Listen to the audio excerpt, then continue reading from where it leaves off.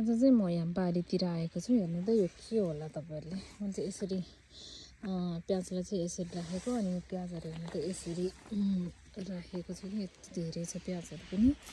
यता पनि छ अनि यतातिर भएकोहरु चाहिँ खनेर खाए। फुल पनि यति राम्रो भएको छ कि हेर्नु यस्तो छ। लिचीको फलेको छ। अनि यहाँ चाहिँ हाम्रो गैँडाहरू छ। कस्तो राम्रो भएको छ। यहाँ चाहिँ प्याज चाहिँ यसरी लडाएर राख्नु अलि ठुलो हुन्छ भनेर राखेको तर कति ठुलो भएको छ कि प्याजहरु चाहिँ धेरै ठुलो भएको छ। यहाँ मस्तिर चाहिँ यस्तो ठाउँ छ। कस्तो राम्रो छ कि हेर्नु पर्ने प्याजहरु हेर्नु यस्तो। यतिर चाहिँ गोलभेडाहरू यतिर त रोपेको छ। हेर्नु है कस्तो राम्रो छ। अनि त्यो सिङ बकुला चाहिँ कस्तो मजाले फलेको थियो। धेरै टिपेर खायौँ हामीले चाहिँ बकुला।